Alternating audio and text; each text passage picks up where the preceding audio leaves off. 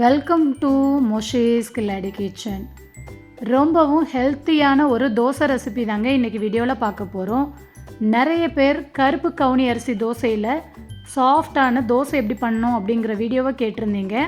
இன்றைக்கி அவங்க எல்லாரும் கேட்ட மாதிரி பஞ்சு போல் சாஃப்டான கருப்பு கவுனி அரிசி தோசை ரெசிபி தாங்க இன்றைக்கி பார்க்க போகிறோம். இந்த ரெசிபியை பார்க்குறதுக்கு முன்னாடி இது வரைக்கும் நம்ம சேனலில் சப்ஸ்கிரைப் பண்ணாமல் பார்க்குறீங்கன்னா சப்ஸ்கிரைப் பண்ணிவிட்டு சப்போர்ட் பண்ணுங்கள். இப்போ இந்த தோசைக்கு மாவு எப்படி அரைக்கிறதுன்னு பார்க்கலாம். அதுக்கு ஒரு பவுலில் 2 கப் அளவுக்கு கருப்பு கவுனி அரிசி சேர்த்துக்கோங்க.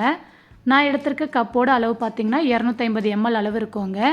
நீங்கள் வீட்டில் இருக்க கிண்ணம், டம்ளர் எதில் வேணாலும் அளந்து எடுத்துக்கலாம். எல்லா பொருளையும் ஒரே கப்பாலே அளந்து எடுத்துக்கோங்க. இப்போ அதே கப்பாலே 1/2 கப் அளவுக்கு ரேஷன் பச்சரிசி சேர்த்துக்கோங்க. உங்ககிட்ட ரேஷன் பச்சரிசி இல்லைன்னா அதுக்கு பதில் மாவு பச்சரிசி 1/2 கப் சேர்த்துக்கோங்க. கூடவே 1/2 கப் அளவுக்கு உளுந்து, 1 டீஸ்பூன் போல் வெந்தயம் சேர்த்துட்டு இந்த அரிசியை ஒரு 5 தடவை நல்லா கழுவி எடுத்துக்கோங்க.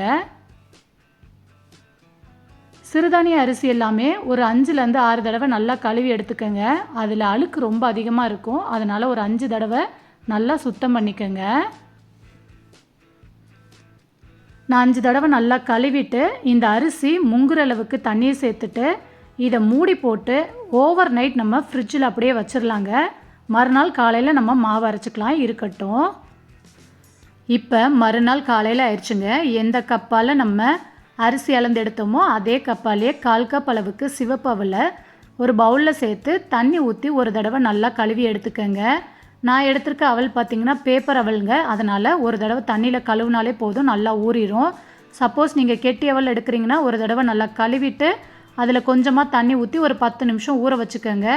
இப்போ அவலை நான் நல்லா கழுவி எடுத்துகிட்டு வந்துட்டே, இருக்கட்டும்.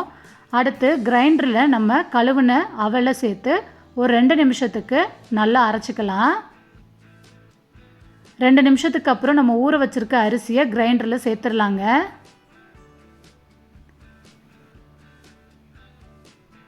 கிரைண்டரில் அரிசி எல்லாத்தையும் சேர்த்ததுக்கப்புறம் கொஞ்சம் கொஞ்சமாக தண்ணியை தெளித்து ரவை பதத்துக்கு மாவு அரைச்சி எடுத்துக்கோங்க. கிரைண்டரில் தான் அரைக்கணும்னு இல்லைங்க, நீங்கள் மிக்சியில் கூட அரைச்சி எடுத்துக்கலாம். நம்ம ஃப்ரிட்ஜில் வச்சு ஊற வச்சதுனால மிக்சியில் கூட அரைச்சிக்கலாங்க, சூடு ஏறாது. ரவை பதத்துக்கு அரைச்சி ஒரு பவுலுக்கு மாற்றி எடுத்து வச்சுக்கோங்க. இப்போ அரைச்ச மாவில் கொஞ்சமாக கல்லுப்பு சேர்த்துட்டு கிரைண்டர் கழுவுன தண்ணியவும் சேர்த்து கையை வச்சு இதை நல்லா கரைச்சிக்கோங்க.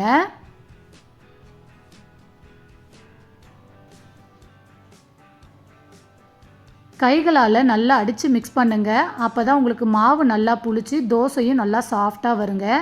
இப்போ இது எல்லாத்தையும் நல்லா மிக்ஸ் பண்ணியாச்சு. இப்போ நம்ம மூடி போட்டு இதை ஒரு 12 மணி நேரம் வரைக்கும் அப்படியே விட்டுறலாங்க. நல்லா புளிச்சு வந்துடும். இப்போ மூடி போட்டு அப்படியே வச்சுருவோம். இப்போ 12 மணி நேரம் ஆயிடுச்சுங்க. நம்ம ஓப்பன் பண்ணி பார்க்கலாம்.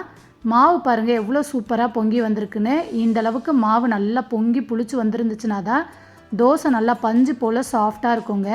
நீங்கள் இந்த மாவுலேயே இட்லி ஊற்றுறீங்கன்னா ஒரு தடவை லைட்டாக மிக்ஸ் பண்ணாலே போதும். தோசை ஊற்றுறீங்கன்னா நல்லா மிக்ஸ் பண்ணிவிட்டு இதில் கொஞ்சமாக தண்ணி சேர்த்து மாவை தோசை மாவு பக்குவத்துக்கு கரைச்சி வச்சுக்கோங்க.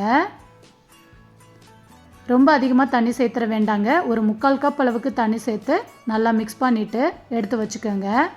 அடுத்து அடுப்பு ஆன் பண்ணி ஒரு தோசைக்கல் வச்சு நல்லா ஹீட் பண்ணிடுங்க. அதுக்கப்புறம் லைட்டாக தண்ணியை தெளிச்சுட்டு ஆனியனை தோசைக்கல் மேலே நல்லா தேய்ச்சி விட்டுக்கோங்க. இரும்பு தோசைக்கல்லில் செஞ்சிங்கன்னா தோசை ரொம்ப டேஸ்ட்டாகவும் ரொம்ப சாஃப்டாகவும் வருங்க. இப்போ நம்ம கரைச்சி வச்சுருக்க மாவுலேருந்து 2 கரண்டி அளவுக்கு மட்டும் மாவு சேர்த்துக்கலாம். சேர்த்து லைட்டாக தேய்ச்சி விட்டுக்கோங்க. தேய்ச்சி விட்டதுக்கப்புறம் ஓரங்களில் ஒரு 1/4 டீஸ்பூன் அளவுக்கு மட்டும் எண்ணெய் சேர்த்துட்டு ஒரு மூடி போட்டு அடுப்பு சிம்மிலே வச்சு இதை வேக வச்சுக்கோங்க. இப்போ பாருங்கள் தோசை வந்து ஒரு 3 நிமிஷத்துலேயே சூப்பராக வெந்து வந்துருச்சு. இந்த மாதிரி ஓட்ட ஓட்டையாக வந்துச்சுனாலே தோசை வந்து உங்களுக்கு பஞ்சு போல் நல்லா சாஃப்டாக இருக்குங்க. இப்போ இந்த தோசை எடுத்து பிளேட்டில் வச்சிடலாம். இப்போ அடுத்து நான் ஒரு தோசை ஊற்றி காமிக்கிறேன். தோசைக்கல்லில் இந்த மாதிரி ஆனியன் வச்சு நல்லா தேய்ச்சிட்டு அதுக்கப்புறம் 2 குழிக்கரண்டி அளவுக்கு மாவு சேர்த்து லைட்டாக ஸ்ப்ரெட் பண்ணி விட்டுருங்க. இப்போ சுற்றிலும் எண்ணெய் விட்டுட்டு மூடி போட்டு ஒரு 3 நிமிஷம் அப்படியே விட்டுருங்க.